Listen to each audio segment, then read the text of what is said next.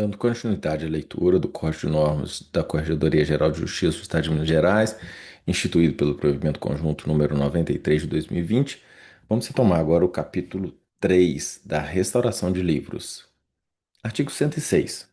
O extravio ou danificação que impeça a leitura e o uso, no todo ou em parte, de qualquer livro dos serviços notariais de registro deverão ser imediatamente comunicados ao diretor do foro. Artigo 107. A restauração de livro extraviado ou danificado deverá ser solicitada ao juiz de direito da vara de registros públicos ou, nas comarcas em que não houver vara específica, a juiz de direito da vara civil pelo tabelião ou oficial de registro, podendo ser requerida pelos demais interessados. Parágrafo único. A restauração poderá ter por objeto o todo ou parte do livro que se encontra extraviado ou deteriorado, ou ato notarial ou registro específico. Artigo 108. Para a instrução do procedimento de autorização de restauração, poderá a autoridade indicada no artigo 7º, 107 deste provimento conjunto requisitar novas certidões e cópias de livros, assim como cópia de outros documentos arquivados na serventia. Artigo 109. Autorizada a restauração nos termos do artigo 107 desse provimento conjunto, esta será prontamente efetuada quando houver elementos constantes dos índices, arquivos, traslados, certidões e outros documentos apresentados pelo tabelião ou oficial de registro e pelos demais interessados. Artigo 110. A restauração do assentamento no ofício de registro civil das pessoas naturais a que se referem o artigo 109 e parágrafos da Lei 6.015 de 1973 poderá ser requerida perante a autoridade indicada no artigo 107 desse provimento conjunto no domicílio da pessoa legitimada para pleiteá-la e será processada na forma prevista em lei. Parágrafo único. Quando proveniente de jurisdição diversa, o mandato autorizando a restauração deverá receber o cúmplice do diretor do foro a que estiver subordinado o ofício de registro civil das pessoas naturais em que lavrado o assento a ser restaurado. Artigo 110-A. O procedimento para a restauração de suprimento de registro civil diretamente nos cartórios de registro civil de pessoas naturais deverá ser realizado conforme disposto na Lei 6.015 de 1973 e no Código Nacional de Normas. Título 6. Dos atendimentos especiais. Artigo 111. Se algum comparecente ao ato não puder ou não souber escrever, outra pessoa capaz assinará por ele, a seu rogo, podendo assinar por mais de um comparecente, se não forem conflitantes seus interesses, devendo constar do ato o motivo da assinatura a rogo. Parágrafo 1º. A pessoa que assinar a rogo deve ser conhecida de confiança daquele que não puder ou não souber assinar e deve ser alheia à estrutura da serventia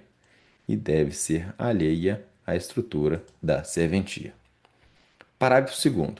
É recomendável colher, se possível, a impressão digital no polegar direito de quem não puder ou não souber assinar, com os cuidados técnicos necessários à obtenção de traços nítidos. Parágrafo 3º. Impossibilitada a coleta da impressão digital no polegar direito, poderá ser colhida a do esquerdo, ou de outro dedo da mão, ou ainda de dedo do pé, fazendo-se constar referência ao dedo coletado. Artigo 112. Se algum dos comparecentes não souber a língua nacional e o tabelião ou oficial de registro não entender o idioma em que se expressa, participará do ato tradutor público como intérprete, ou não havendo tal profissional na localidade, estando impedido, incomunicável ou impossibilitado de comparecer, participará outra pessoa capaz que, a critério do tabelião ou oficial de registro, tenha idoneidade e conhecimentos bastantes. Artigo 114.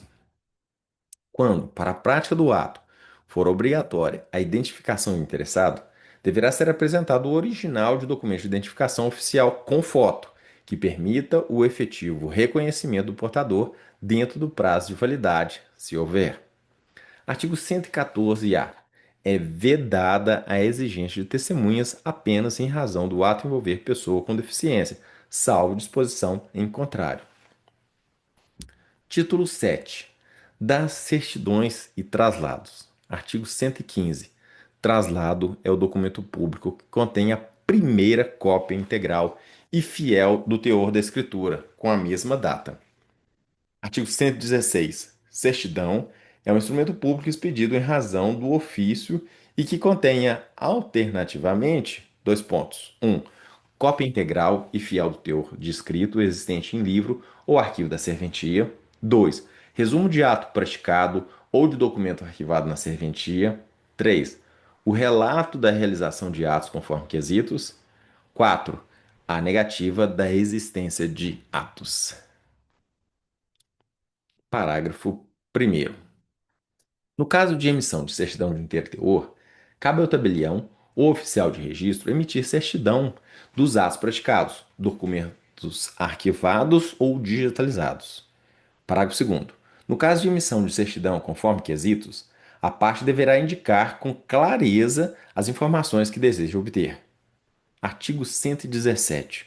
O traslado e a certidão de inteiro teor poderão ser extraídos por qualquer meio reprográfico, desde que assegurada a fidelidade da cópia ao original e indicada a localização do texto reproduzido. Parágrafo 1º. A margem superior do anverso da folha consignará as designações do Estado, da comarca, do município, do distrito e do serviço notarial e de registro. No caso de traslado, a espécie e o número do livro, bem como o número da folha. Parágrafo 2º. Caso o traslado ou a certidão extraída por meio reprográfico contenham mais de uma lauda, o instrumento. Desculpa. Vou ler novamente. Parágrafo 2º. Caso o traslado ou a certidão extraída por meio reprográfico contenham mais de uma lauda, o instrumento notarial que lhes conferir autenticidade deve ser lavrado ao final do texto ou, na falta de espaço disponível, em folha à parte, mencionando-se a quantidade de laudas que serão todas numeradas e grampeadas ou coladas de modo a caracterizar a unidade documental. Parágrafo 3º. Para os efeitos do parágrafo 2º deste artigo, considera-se lauda cada face de folha de papel. Considera-se lauda cada face de folha de papel. Parágrafo 4º. Ficando em branco o verso de qualquer folha, o espaço deverá ser inutilizado ou, no anverso, deverão ser inseridos em destaques os dizeres verso da folha em branco. Artigo 118. É autorizada a extração do traslado e da certidão por meio eletrônico, desde que assinados digitalmente com o uso de certificado digital, o qual deva atender aos requisitos da Infraestrutura de Chave Pública Brasileira, o ICP Brasil. Parágrafo único.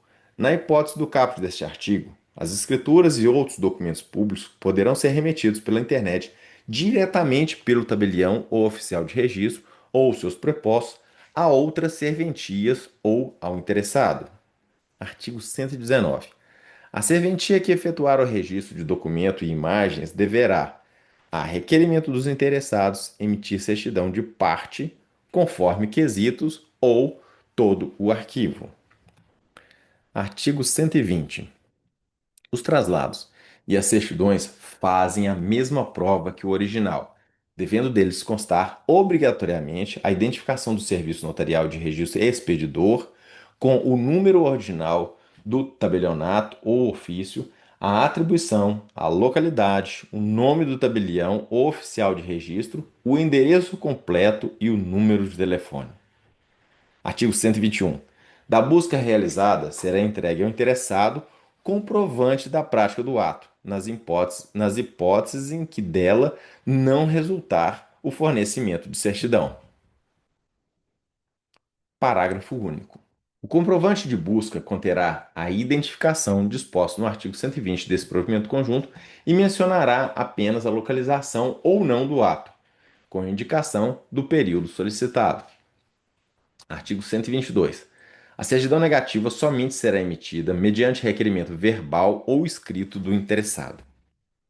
Título 8 do documento estrangeiro. Artigo 123. Para produzir produzirem efeitos em repartições da União, dos Estados, do Distrito Federal, dos territórios e dos municípios, aí incluídas as serventias notariais de registro, todos os documentos de procedência estrangeira deverão observar as seguintes disposições: 1. Os documentos que tenham sido expedidos por autoridade pública do país estrangeiro ou que contenham sua assinatura devem ser legalizados unicamente perante repartições consulares do Ministério das Relações Exteriores no país de origem. 2. Os documentos públicos ou particulares devem ser traduzidos para a língua portuguesa por tradutor juramentado e inscrito na junta comercial. 3. Para produzir efeitos legais no Brasil, os documentos emitidos em países estrangeiros devem, assim como suas respectivas traduções, ser registrados no Ofício de Registro de Títulos e Documentos nos termos do item 6º do artigo 129 da Lei 6.015 de 1973.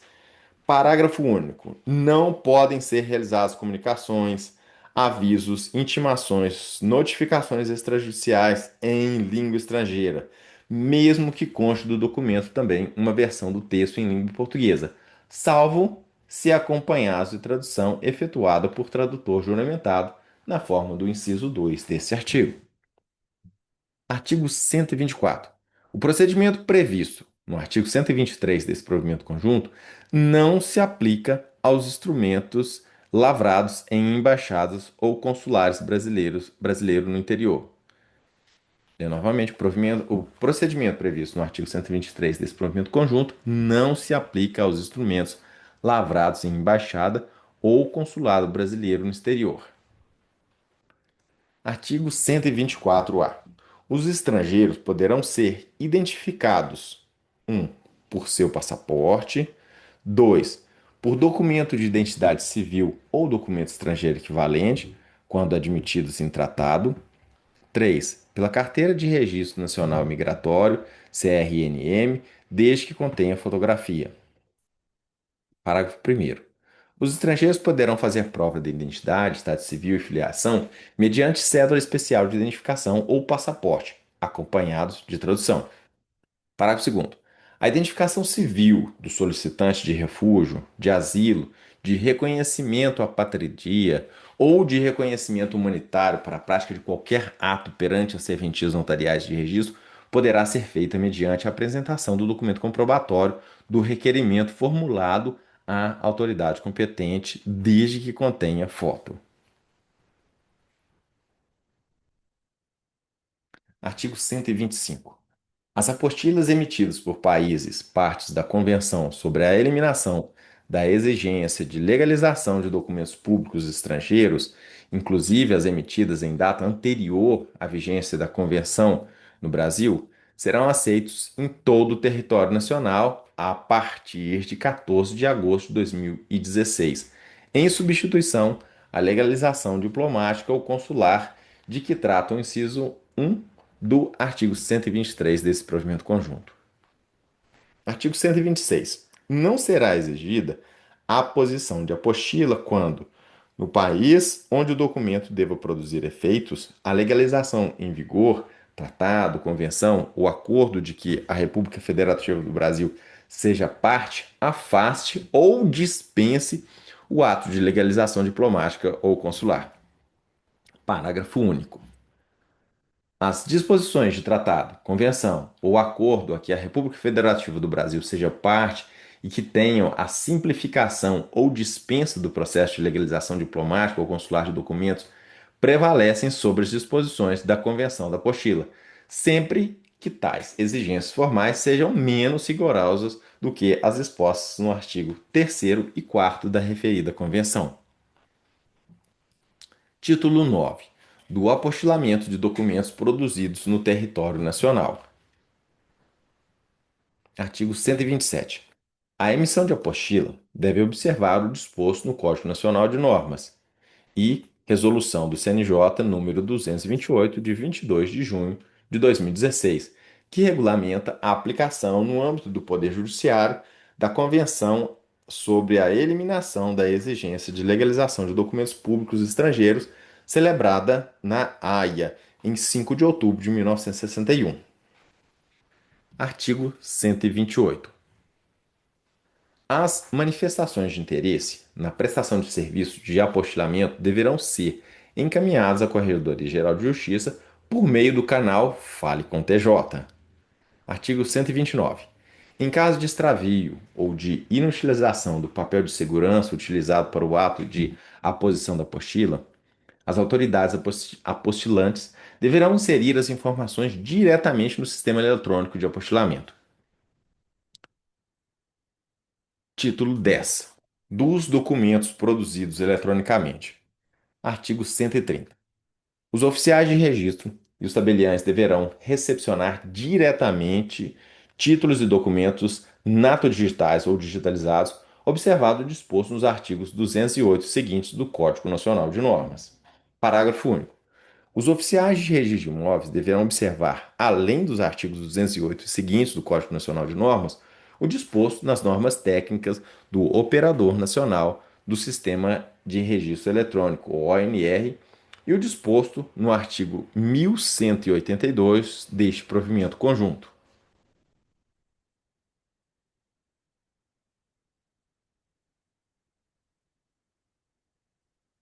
Título 11. Do selo de fiscalização eletrônico.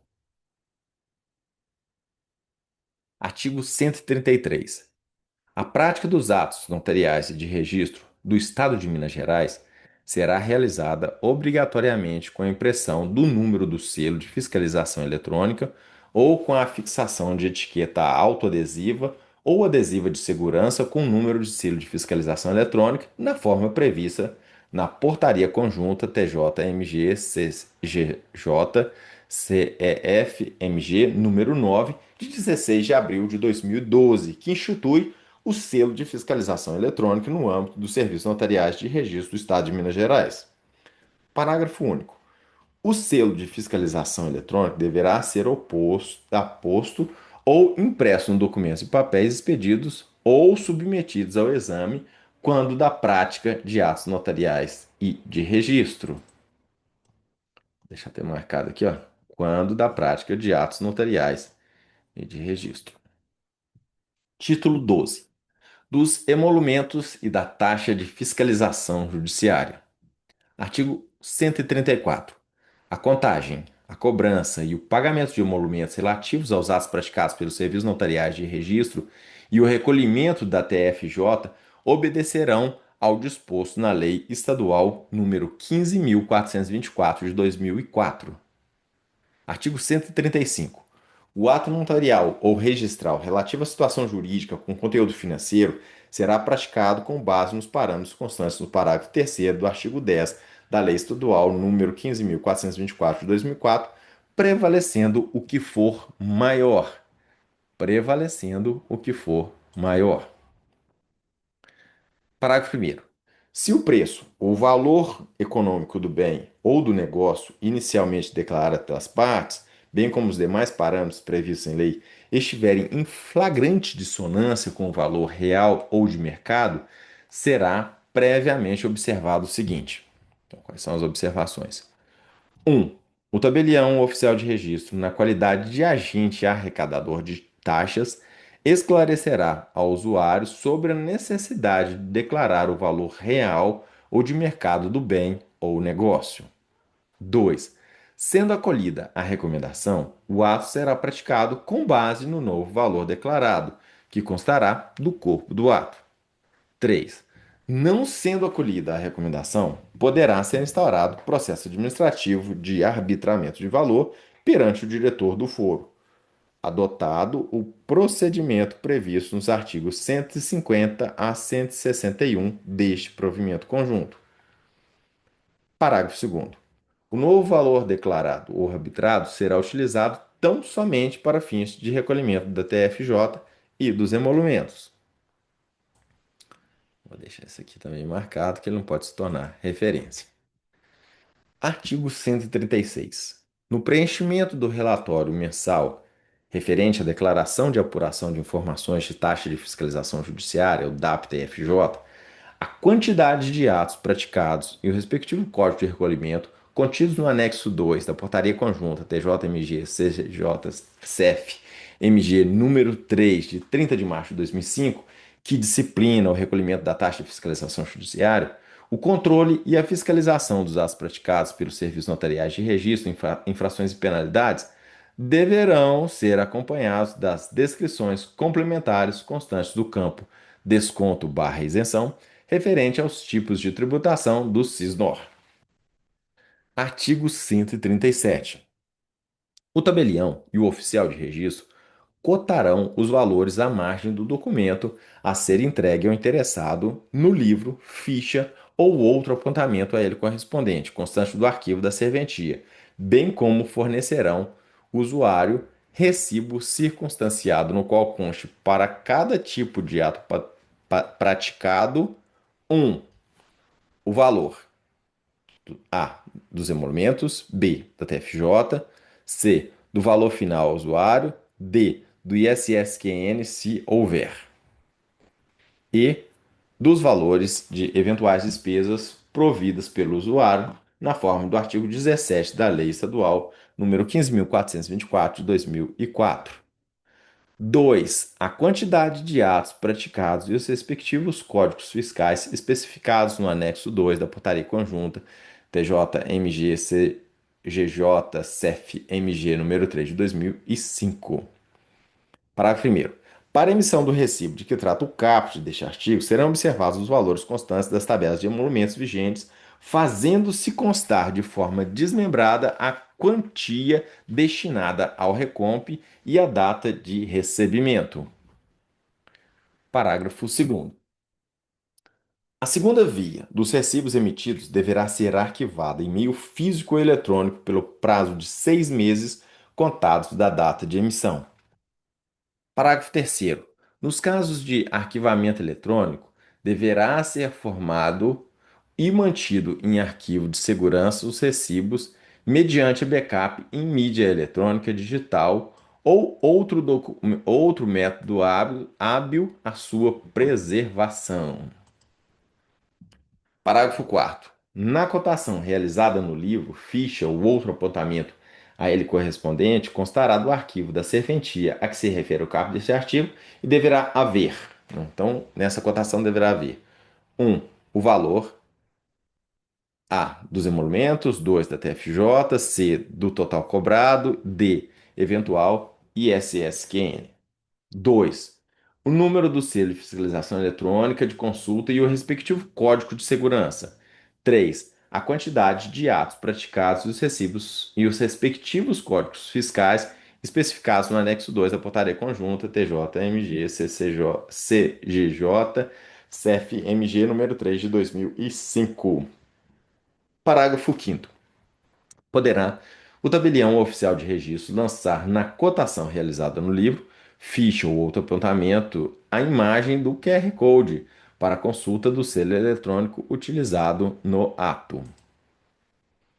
Artigo 138. A cobrança pelos atos de arquivamento é restrita aos documentos estritamente necessários à prática dos atos notariais e de registro, e cujo arquivamento seja expressamente exigido em lei ou ato normativo para lhes garantir a segurança e a eficácia.